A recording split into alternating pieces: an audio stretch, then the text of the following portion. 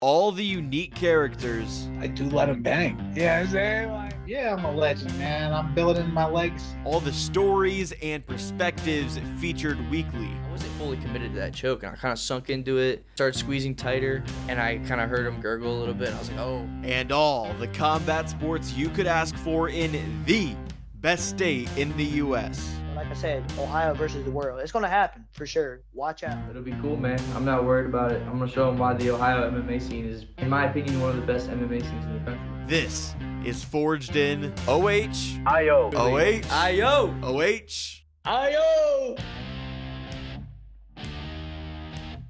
Hello everyone and welcome to episode 62 of Forged in Ohio. My name is Jake Murren and I'm the host of the podcast. Hope you all enjoyed last week's episode. We started 2024 in a big way with Alex Aleko Poinar joining the show ahead of his big fight in Cleveland on January 27th. Poinar is an excellent fighter and today's guest is an excellent fighter as well. He first joined me on episode 27 of Forged in Ohio all the way back in May.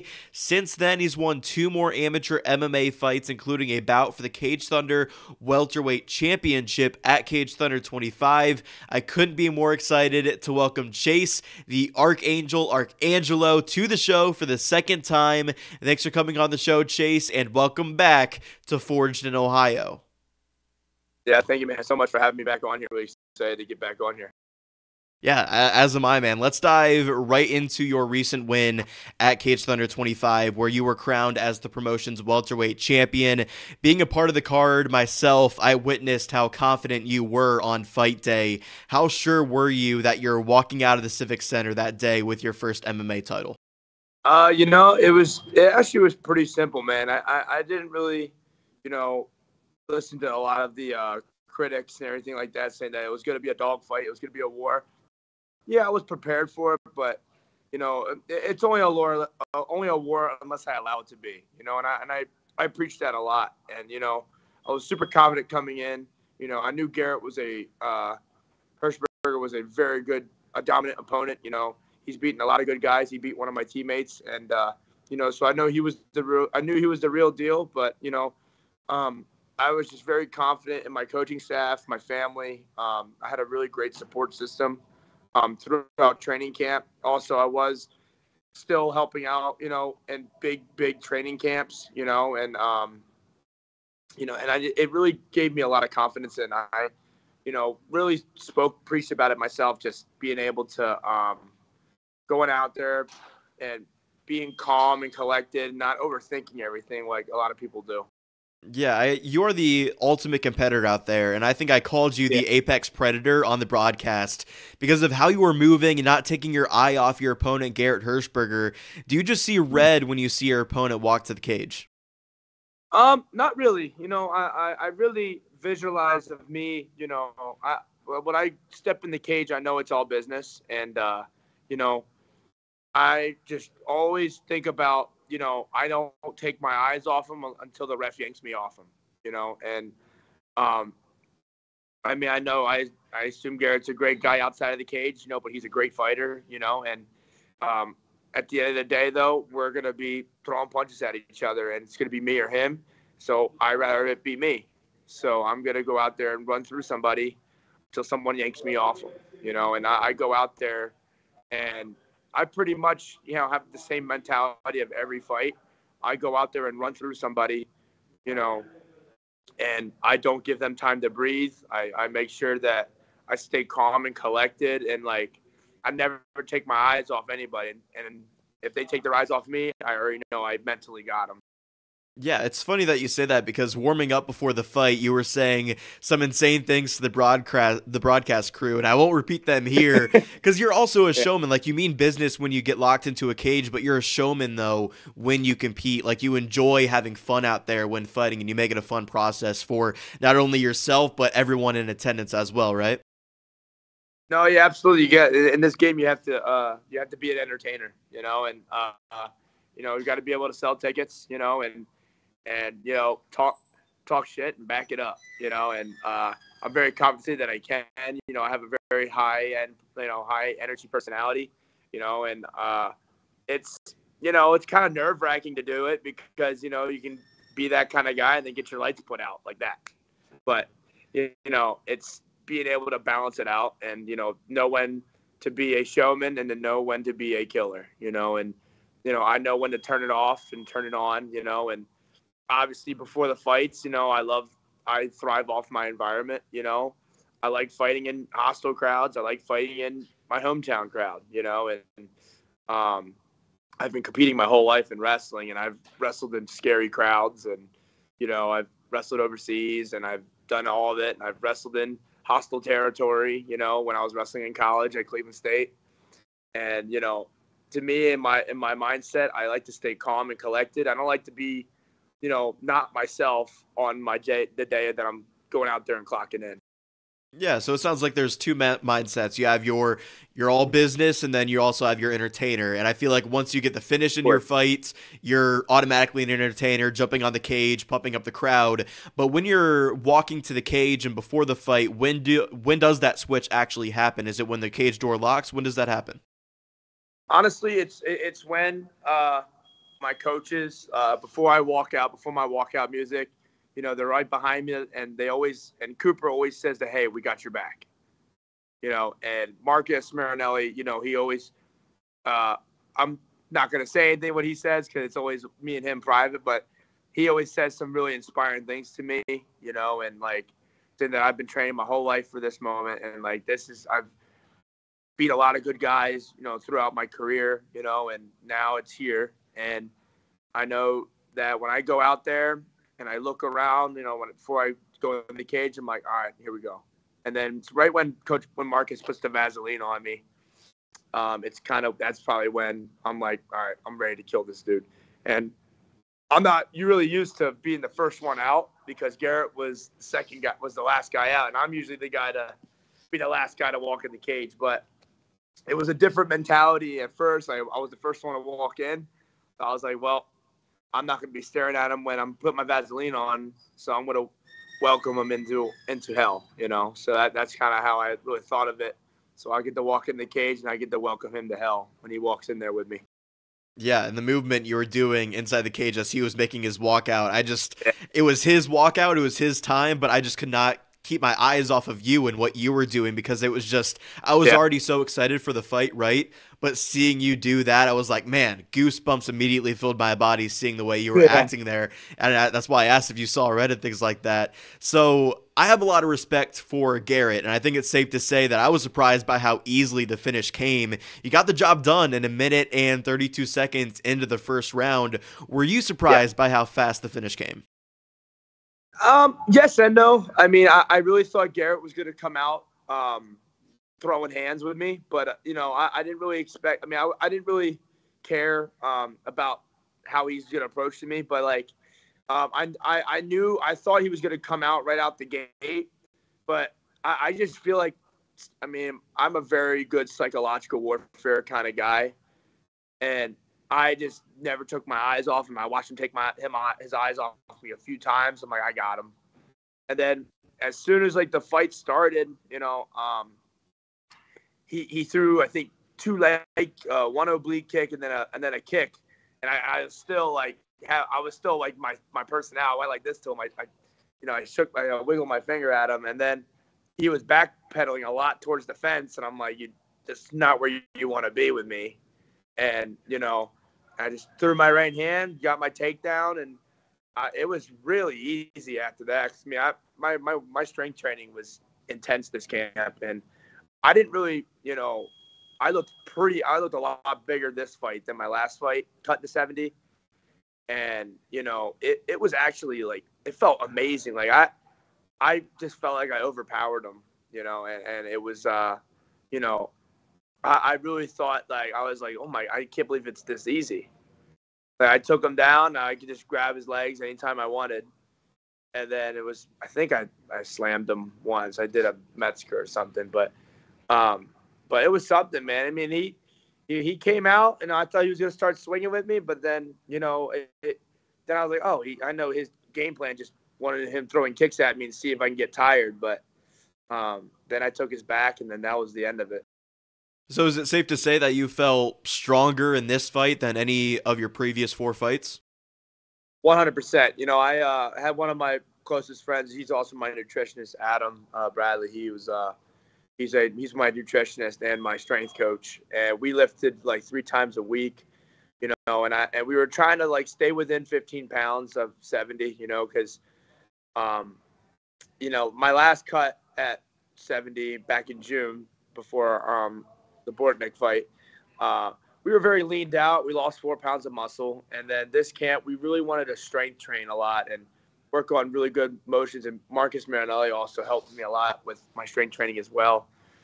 And, you know, I felt like I was bigger than him too. I felt more sized on than Garrett. And, like my strength training was very intense this camp, and it showed tremendously, in this fight. Cause, you know, I felt like I did not struggle. I had no sense of, oh shit or anything like that. I felt very in control and I was calm, you know, cause that I do this stuff every day, you know, and I'm obviously in here right now. So, but regardless though, it was a lot about my strength training and my nutrition as well. And I had a lot of great people around me, and I surrounded myself with a lot of great people.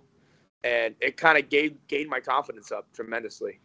So with your strength and with your wrestling pedigree, do you know a fight is over as soon as you get those hooks in and can flatten an opponent out like that, like you did with Garrett on the canvas? Yeah, you know, absolutely. If I ever get somebody's back, they're not getting up. I have a 100% finish rate for a reason. And, you know, I'm a very confident one. I mean, I've wrestled at the highest level. You know, I've wrestled one of the, you know, a lot of top guys in the world. I've wrestled guys there, you know, and I know for a fact if I put my legs in on somebody, they're not getting out, you know. And especially, and a lot of people don't know the details, that I put my cup on Garrett's back, and it does not feel good. And it's, you know, it doesn't feel good at all. And stretching somebody out, hitting their legs in, and it's just a different caliber. I mean, a high school wrestler is okay, but Division I wrestling, man, it's a different caliber. You know, there's D1 wrestlers out there that are very, very high, you know, athletes. You know, they can literally jump in almost every sport, probably not basketball, but, you know, like they can literally almost do anything in the combat aspect of it, you know. And been wrestling, you know, I was wrestling for 4 years in college, and wrestled 22 years now. Been 22 years since I've been around wrestling. So you can't really never just throw away. You can't really prepare that from anybody. You know, you can't really prepare a guy that doesn't have the wrestling pedigree as I have, unless he's been wrestling just as long as me, or competitive, or competed at the same level as me, you know. What did it mean to you to win your first ever amateur MMA championship after that one? You know, it was like it was probably one of the coolest feelings I felt. You know, it felt like I felt like a winner again. You know, I felt like I won you know, I was a 3-time state champ back in the day, and All-American a few times in high school. And I didn't really get the success I wanted in college. You know, I didn't go to the NCAAs, you know, unfortunately. I didn't become an All-American in college, you know. And after, you know, when I started fighting, my first fight was at Caged Thunder. And, you know, after my third fight, I think I told Randy, I want a belt. And then, you know, just not knowing that I didn't know the rules back then, you know. But, and, you know, and who would have thought? And then I kind of found out that, you know, I watched Garrett's last fight, and against AJ.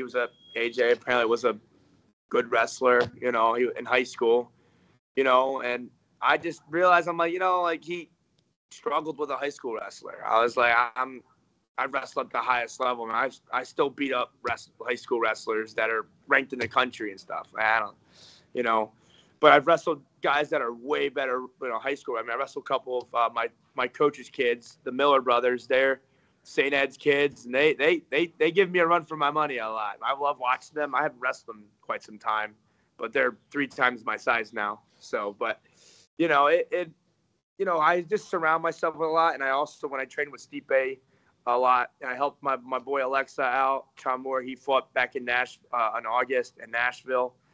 And now we're getting ready for one of my other friends, AJ Dobson. He's fighting in Anaheim, California. But when I won the championship, it really felt that a relief, kind of. I felt more at peace, and like, obviously my job's not done yet, but it kind of felt a little bit of a relief, saying that I feel like I'm a champion again. I'm back, and it was kind of really cool feeling to do it in front of my family. My mom, my brother, and my girlfriend was there.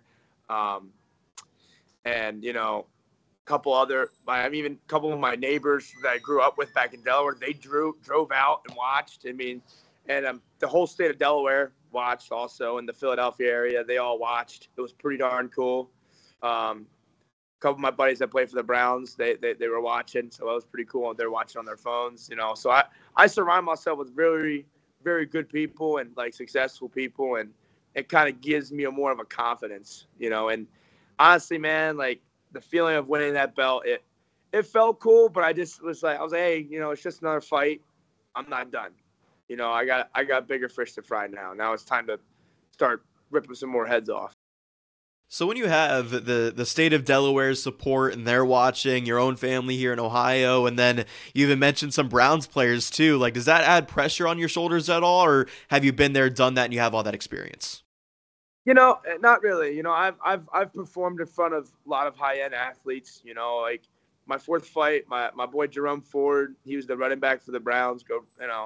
He is an absolute dog. Nice dude. He comes in and trains with me sometimes, wants to learn boxing with me and my boxing coach, I've had a couple other players in there, come watch me and support me. I've went out and talked to a lot of Browns players about my goals and stuff. And I preach, I talk about my goals a lot, and I don't really have pressure, because having pressure is a privilege, being under pressure is a privilege to do something like that.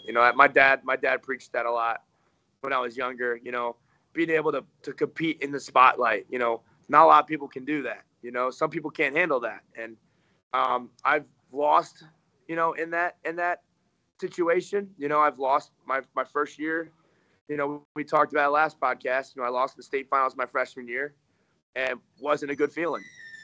Never wanted to have that feeling again. So then I worked my rear end off and won 3 in a row. And adversity is the best comeback. And being under pressure, there's no really a lot of pressure for me. Of course, there's a chance that I can get hit.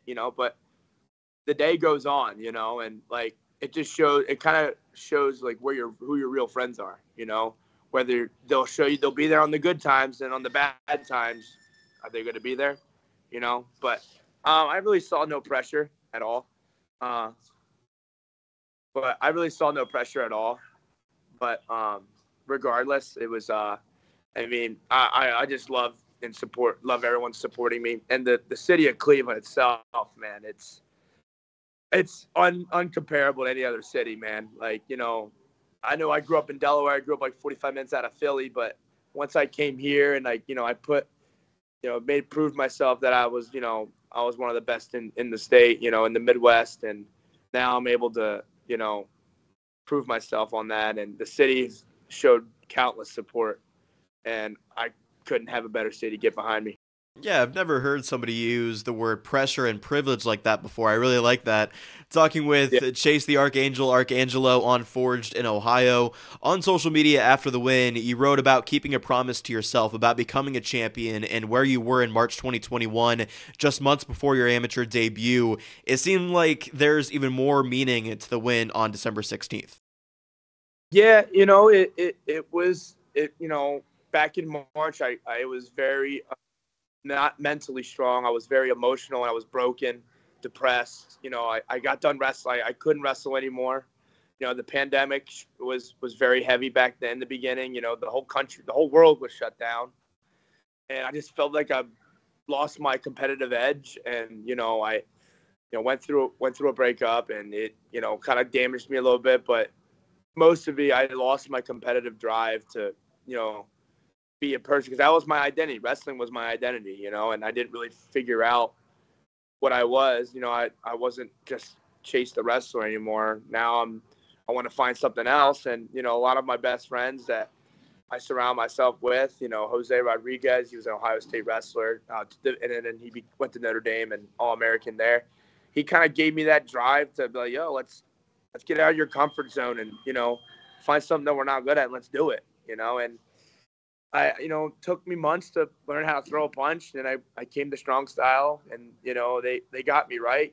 They gave me the right mental mindset to be okay. And then when I won that belt, I just felt like, I'm there. I made it. I feel like I'm back, and I'm a champion once again. I'm on top of the pyramid again. And now I know that I just got to keep going, and it's just, it was just a lot of relief because I'm in the gym 12 hours a day, and I do not rest until I am finished with my work, and I'm still not done with my work. And, I got to start dropping more bodies up at the professional level, maybe a couple more amateurs. We'll see. We got to talk to my coaches still. But, I still got to pile up the bodies. I think it's one thing to set a goal or promise something to yourself, and another to believe in yourself along the way. I'm sure it helped to win your first 4 fights en route to becoming a champion, but did you ever waver from believing that you could fulfill that promise?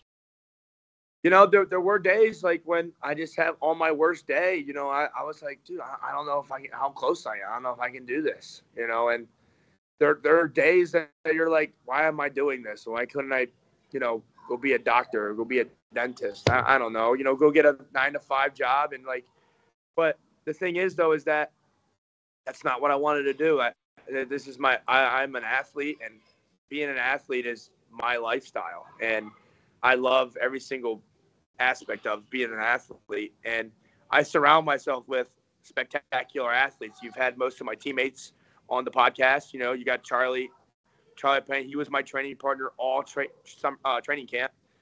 And we absolutely worked our rear ends off. And I trained with AJ Dobson, trained with Miles Robinson, my boy Miles, he's fighting in March.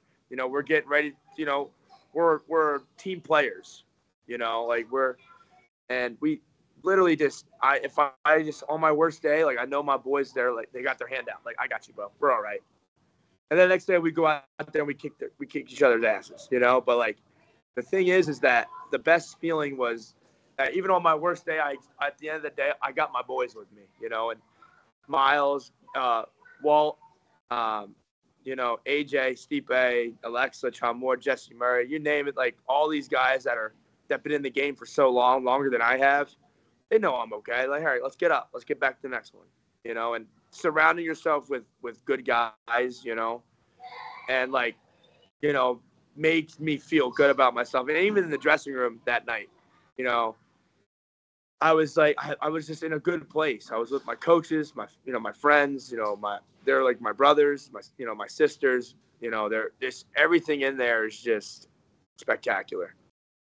In 2024, sitting now as a champion in amateur MMA, is it crazy to think of how far you've come since 2021? Before that amateur debut, when the mental fortitude maybe wasn't there, and then you actually made that promise to yourself, and look at where you are now.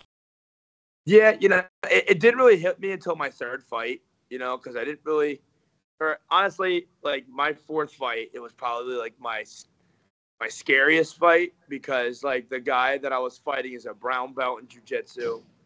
Guy's like got some great grappling skills. The kid can fight. Like he's beaten 2 very good guys on my team. And, I didn't throw one punch in my first fight, and I was scared to get hit, and, Marcus kind of gave me in that head, like, yo, like you're going to get hit in this sport. Like, who cares? Like, and knowing that I'm confident with my hands now, I got out of my comfort zone.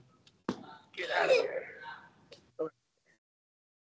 But so that's my little friend. But yeah, it's pretty simple, I was just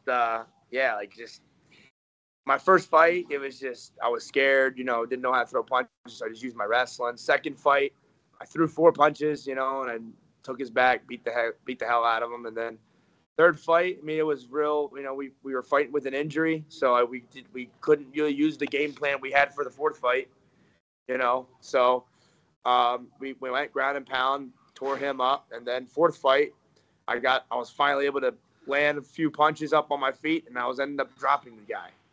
And, now then I put it all together for my 5th fight, and then everything just started come in place. We're getting better now, and we're working on striking a lot more now, because now there's obviously going to be people coming after me, but all I'm going to do is just kick them in the face and shove them right down the bottom of the stairs, so.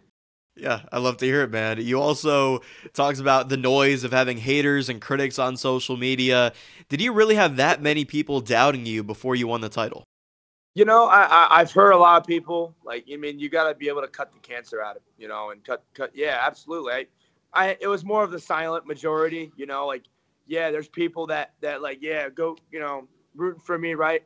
But I know there's always people that have the back of their head. They're like, I hope he gets knocked out. And I'm like, there's always going to be people like that, I don't care what people think, they're either going to be with me, they're against me. I really don't care. Whether you like me or not, you bought a ticket, you get to watch, and even be able to when I go out there and shock the world and I go beat somebody up, I like disappointing people sometimes. I like disappointing the haters. I knocked the guy out. I beat the heck out of him. They think that Garrett was going to give me a run for my money. And then I went out there and smoked him in the first. That's why when I got on the fence, I'm like, where are you guys at now? And then, and just making their next day suck. I'm okay with that. And when the people that are on the Archangel train, honestly, I'm like, let's keep it going. I got the best support system.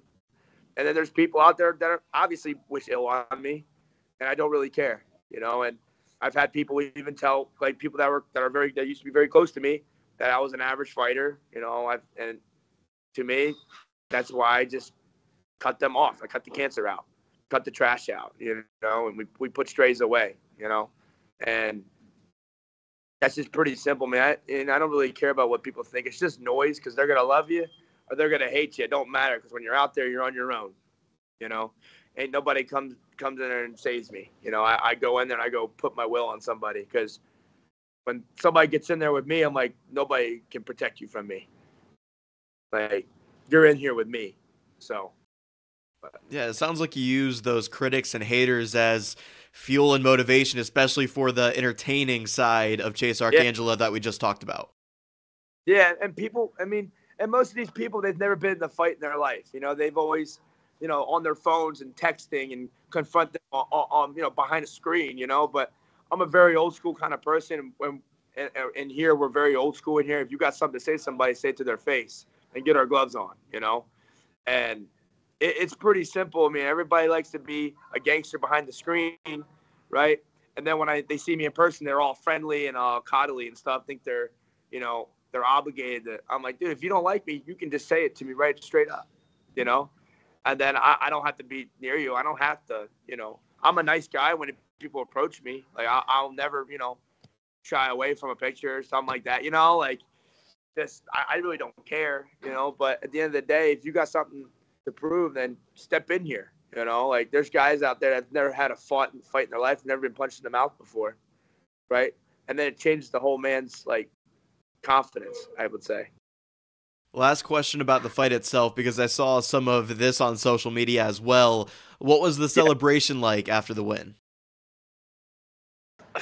Honestly, I didn't really know what to do, because I didn't really prep it, but I did say even before the fight that I was gonna drop him right here, but I dropped him on the other side. But the thing was though is that when I celebrated, I wanted to feel that inner Rocky in me, just to look at the crowd, be like, yeah, I told you. Because Garrett was the favorite. It's close to his hometown, So I went out there and I jumped on the fence like I did last time, and I was just like, the champ is here, and I didn't have no thought to it. I just looked for Cooper, because Cooper's my boxing coach.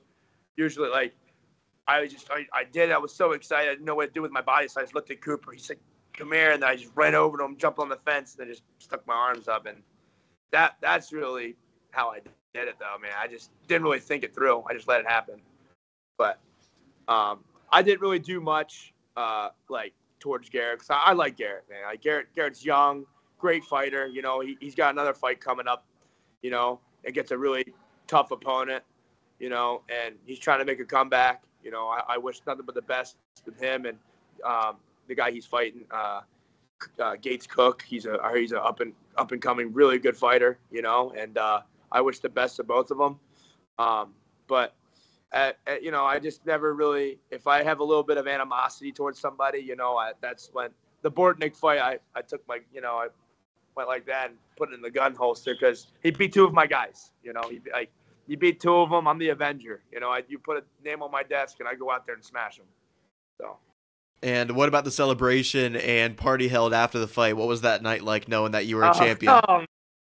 Yeah, it was pretty darn cool because everybody came to Cleveland that night, that Barley House, Cleveland. Like the owners, Joe Warback, Corey May, they all went to the fight, and they always host my after parties. And win or lose, we will booze because we did. I mean, I sacrificed 8 weeks, you know, and it's, you know, you gotta be able to have some fun, you know, while doing this because the lifestyle is sometimes not fun, you know. And then when you do good things, and you know, hey, we worked 8 weeks dry, no drinking, nothing like that. Like it, you know, not going out, staying, you know, sacrificing a lot. You know, we're gonna go out and have a good time, you know. And Barley House is the club that I used to work there back in the day. You know, I was a bouncer there, and ironically, Dylan Budke and I used to bounce there back in the day. And look where he is now. He's in the UFC.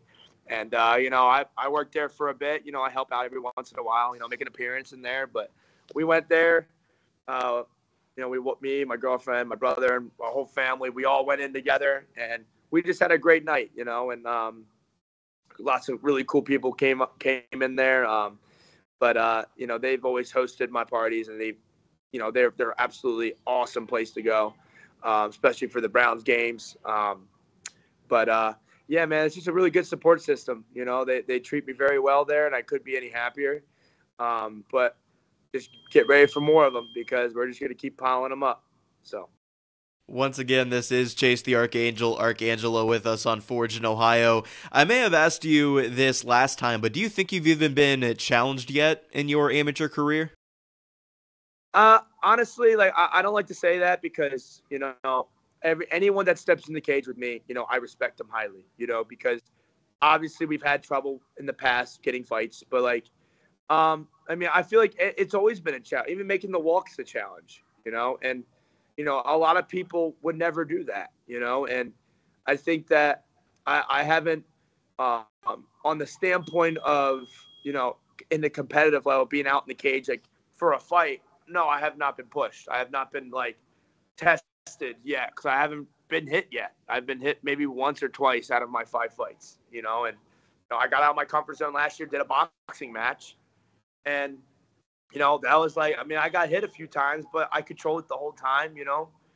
I mean, my toughest battles are in here, you know. I've had days where I've gotten the shit kicked out of me, and I'm just like, you know, and then I go back the next week and then I go kick their ass, you know.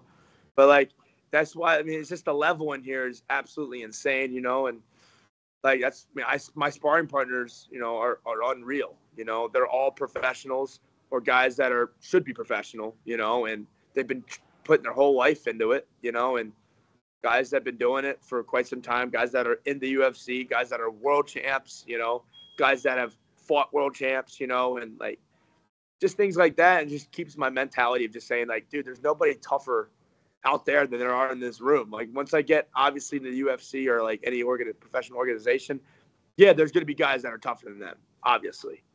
But right now, I mean, I don't really see anybody beating me. You know, I don't see anybody beating me in the amateur aspect. But, man, once I'm professional, you know, and I don't really know when, if we're going to have another amateur fight, I'm not really sure, but I think we're going to go pro.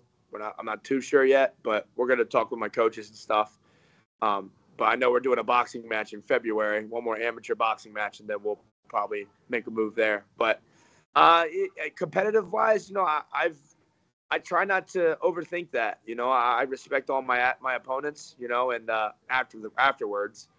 But, you know, it's just we both have a job to do, you know, and I feel like I just don't I don't allow them to make it a war. I don't, if that makes sense. Yeah, for sure. I feel like for you, there might be a dilemma when trying to turn pro, and it's a good dilemma to have. You want to be challenged, right? You want to have that oh shit moment that you referenced earlier, to have that experience before turning pro, but you're at a point where it seems like you're levels ahead of the competition out there. And I feel like I am because, I've been in training camps with the best man in the world, and I've been in training camps with guys that are absolutely dominant in the Ohio aspect of it, and guys that have beaten really good guys. I've smoked them. I've choked guys down. I've beaten the daylights out of people. And the guys that give me a run for money are the guys in here. I've gotten my ass kicked a lot in here. I got to take a couple ass beatings to give out ass beatings. Especially, on the boxing side, we got a lot of professional boxers in here. We got guys like Dante Benjamin that comes in here every once in a while. He's an undefeated, top-ranked boxer. I watch Tiger Johnson come in here. I don't spar him. He's not in my weight class. But I watch him, and I learn from that. And, excuse me. And pretty simple, though. I don't really care about what the other amateurs are. They have not been through what I have. Everybody's got a story, but my story is a little different. I started from zero here. I didn't know anybody in Ohio. I got a little bit of background, a little bit in here. I mean, my grandfather played for the Indians, but we don't really got a lot of Cleveland tie here. I just came out here and put a name for myself, and I'm like, this guy has not been through what I've been through, and I just go out there and impose my will on people. And now that once we go to that next level, at the professional level, I got more tools now. I mean, I can't imagine me having my 5 fights if I was allowed to throw elbows. They'd probably be stopping earlier. So. Yeah, I love that, man. It sounds like turning pro, now that you are 5-0 with that title, sounds like turning pro is at the top of your mind right now. It is, but I believe in Marcus and Cooper's ability. I believe in their mindset, and I believe their technique and stuff like that. I trust them. If they want me to get one more, then I'll get one more. I really don't care. Just get someone in front of me. I just want to get my hands on them, and the sooner the better. But I'm not rushing. I'm 25 and thriving. But if they want to get me as much experience as I can, because once you go pro, you ain't going back. So, I feel like I'm ready to go out and start annihilating people at 70 and, let everyone know and get feared by the Archangel. Because, there's a guy that has nothing to lose, and he's coming out there, and I'm going out there and impose my will on him. And, it's pretty straightforward, though. I'm a very, very simple kind of dude. But, I mean, that is my goal. But, I mean, if they want to hold back a little bit, then so be it. I don't really want to, I didn't really particularly care what the amateur people think. There's not going to be a lot of people wanting to fight me, and any mouthy fool can get it. But, I mean, if I had multiple decisions under my belt, at an amateur level, then yeah, I should get one more or two more. But I'm just mopping the mat with people. So, I don't really know what their thing is, what their plan is, but I trust their plan regardless. How great is that thought that you are 25 and thriving, you have yet to compete in a fight where elbows are allowed, and you really haven't even reached your best yet in your game for MMA because you are so young, you're still learning, you're still an amateur. How good is that thought of how good you can become in the future? It's limitless, honestly, because, I mean, even the coaching staff that trains Stipe from the bottom up, they even said, they've told me, when we did my chaos rounds, the week of the fight, they said, Chase, you can go 25 minutes. That's how good your cardio is. They could not get me tired, so they had to get me taking down someone 26 times to get me, winded. And, they could not figure out how to get me tired. That was the scary part, and I just knew in my head, they even told me, Chase, you can do a 25-minute fight. That's scary. And Obviously I know I can. I really don't. I set my mindset to being a professional. I'm a professional mentally, a professional outside of here. And when I'm in here, I am a professional. Like, I train with nothing but professionals in here, and our amateur team is not, I don't even consider our amateur team an amateur team. Like, we are a professional team in general. And, you got to surround yourself with people that can kick your ass, or I can kick their ass, and it's very humbling in here. Like, I've had off days. I've had days where I'm like, I don't know what to do. I've had guys come in here and kick my shit, and I'm just like, but then I figure it out. I write stuff down at home, and then next day we go out there and I beat the piss out of somebody, But it's just how it is, But that's pretty much it, though, man. It's just it's pretty cool, Like, I got like my best friends. I get to go out and go fight my best friends, in here, obviously, but like, and we smile and laugh afterwards, like, and we critique on each other too. Like, yo, like, you got me here, right? Maybe get a little faint. Like, yo, like, that was a good shot, right? Just, we respect each other highly, and I'm just super excited to watch all my brothers go out there. I get more scared watching my brothers fight than me fighting, but just in general, I just love watching everybody grow. And it shaped me a lot because I teach a lot of the classes here too. It made me a better fighter as well, because I'm able to give out knowledge and stuff that I was taught by Cooper and Marcus and Bobby and Allison and so on and so forth. And then it's pretty cool because then I learn more when I teach.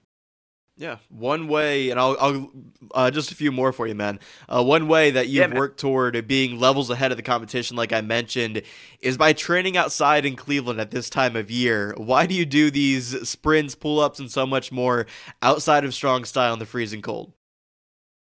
I mean, it's pretty simple. Like, Marcus and me, like, we have like a very similar mentality.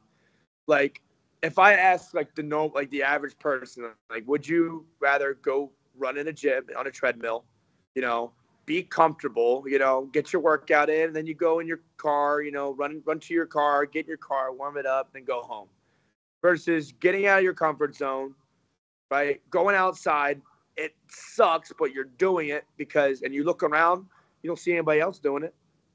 You do it when nobody's looking, and like, if it was easy, then there'd be all your boys would be all with you. And when I go and do it, not a lot of people do it. Now, obviously, when I tell like my teammates, like, yo, we're going outside, we're doing some sled pulls, they're gonna do it with me, Or some of them, I don't even need to tell them. They see me get my stuff on, which isn't a lot. I just put shorts on, put my running shoes on. They see me put my shoes on, they're gonna go out there and do it with me. That's why we're just different from any other gyms, And even I just do it. Like, I don't do it just for a stunt. I do it because I love doing it, and like, nobody else does it. Like, it's easy to go drive to the gym and go into a treadmill and put your, sauna suit on, get a good sweat in, right? I don't put any of my sweats on. I mean, sometimes I wear a poncho, and I just, nothing else. And I take it off and I go get my work in, and I mean, I'm out there for 30 minutes. What can 30 minutes do? Like, and being different scares people. It scares the shit out of people. I don't care what anyone thinks, but like, people, they be like, oh, that doesn't scare me. No, it does. Trust me, it does.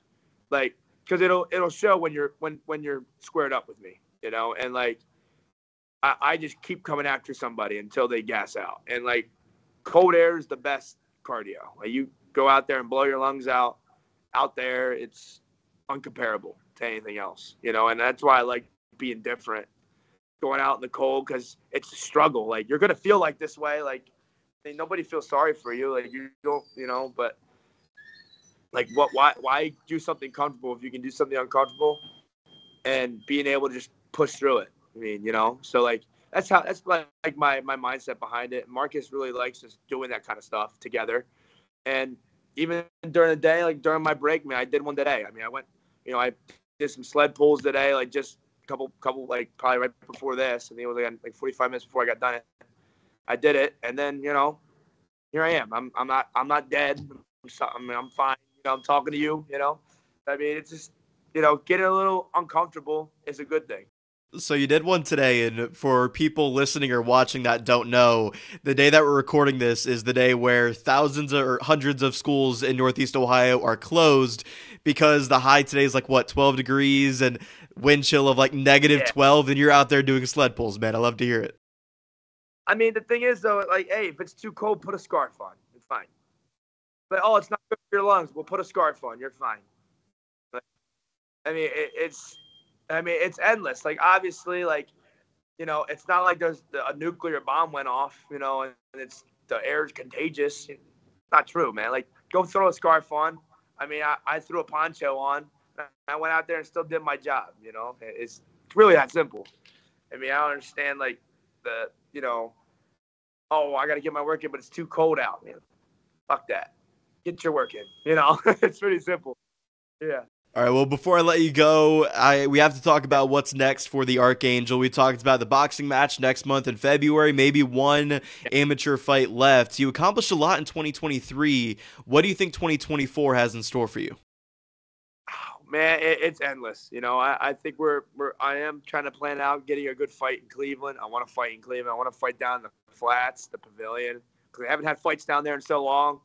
You know, I really want to see if I can find a promotion to get down the flats. I will sell that place out. It'll, you know, I sold out the MGM last, you know, my fourth fight, but yeah, I made a good turnout down in Canton, right? But it's so far, right? But if we do this in Cleveland, man, it will be absolutely a movie, man. It'll be absolutely absurd. Yeah, I got the boxing match in February, and then we're shooting for June for our next fight. But whether it's going to be professional or amateur, I'm not really sure. I believe in my coaching staff, you know, like see what they want me to do. But I got to go put someone's lights out in February, and then, you know, and then till then, I am going to be doing the same thing I'm always doing. I am going to be outworking everybody. Okay, it's really that simple. You know, I mean, I just, you know, if somebody copies me, I make sure I make it a little harder. You know, if someone wants to imitate me going outside in the cold and stuff, yeah, I'll take an extra piece of clothing off. I really don't care. Like that, I'll go roll in the snow. I don't really care. You know, I'll have someone shoot paintballs at me or something. I don't know. I'll get creative. You know, like I don't really care. But just being different, you know, and just going out there and doing my thing. Yeah, let me run this one by you, because I had Randy Jarvis, the promoter of Caged Thunder, on Forge in Ohio ahead of Caged Thunder 25, and I talked to him about Caged Thunder's plan for 2024, and he mentioned maybe a card later on in the year in the flats, like a fight night in the flats type of thing, and if that's a Pro-Am card, of course you might already be pro, but you could be on the pro side of things, fight night in the flats for Caged Thunder. How does that sound? I mean, hey, like, you know, I'm not going to agree or disagree, but if Randy makes that move, and I know we and Randy have been talking about, like, after my fight, like, they want to have something for that, but if Randy's going to be serious about it, you know, I know that Randy's going to be making a lot of money that night, and I'm going to be making a lot of money that night for sure, because, I mean, it's going to be it'll be sold out, packed house of fighting. I mean, it'll probably, if not the biggest, like, fighting event in Cleveland since the MGM. Like, I don't even consider, I mean, it's in Northfield. Like, downtown MMA. Come on now. Like, you get, and that's my backyard. Those are all my people. Cleveland's like, and they have home games. That's my home game. You know, like, Browns got the home games. Indians got Guardians, got the home games. Right? Cavs got home games. Then if I get my pro debut on that card, you know, down in the flats, that's my home territory. And if we get that, you know, secured and, you know, everything goes smoothly, that will be a beautiful night for sure. Yeah, I'm just excited by the possibility of that happening, man. Before we wrap up, anything you want to shout out or plug here at the back end of the podcast? Yeah, so I want to shout out Strong Style, obviously, my gym. I want to thank Alex Cooper, Marcus Marinelli, Bobby Khalil for helping me throughout the camp. Also, Stipe Miocic for helping me out as well. Alexa Chamor, one of my best friends here at Strong Style. Miles Robinson, I appreciate him so much as my brother down in Columbus. You know, he comes up here still. It's Wednesday. No, he'll be here tomorrow. But I'll give him, he's getting ready for his fight in March. I will be out with him in Atlantic City. I'm super excited for him. My boy AJ is fighting in Anaheim, California. He's fighting Trayshawn Gore. I can't wait to see AJ beat the daylights out of Trayshawn. And my boy, we got a few more fights coming up in March, hopefully. A couple of my other teammates are fighting. I'm helping them out training and stuff. And a couple of my boxing teammates were all fighting in February together as well. So I'm super excited about that, But just want to thank everybody for supporting the Archangel. And Jake, appreciate you so much for commentating my last fight and, following the journey. And I'm looking forward for more, man. Of course, man. Thanks again, Chase, for joining me on the show. I really appreciate you taking the time and coming on here for your second appearance. You're easily one of the most talented fighters competing out of Ohio right now. Before we say goodbye, you know that I like to wrap up these chats with the OHIO chant. So, OH. Ayo, let's go. Sir, thanks, Chase. It was an honor to be on the call of your last fight. Like you mentioned, I can't wait to see what you accomplish next, and you best believe I'll be following this story. I'll be documenting it all from here, man. Absolutely, man. Hey, thank you guys so much. Appreciate you. That was Chase, the Archangel, Archangelo, the unbeaten 5-0 amateur mixed martial artist. There's something different about Chase, and I experience it every time I talk to him.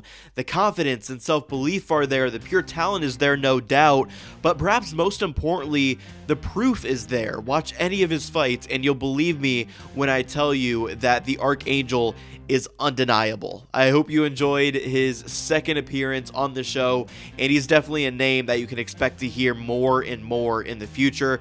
Don't forget to download episodes while you're listening to them on your favorite podcast platform, and if you're watching an Ohio YouTube channel, then I appreciate you, and click the free subscribe button while you're here. Also, don't forget @Forged in Ohio on both Instagram and Facebook for all the latest updates on your favorite combat sports podcast. Thank you for watching or tuning in. I've been your host, Jake Murren, and this was Forged in Ohio.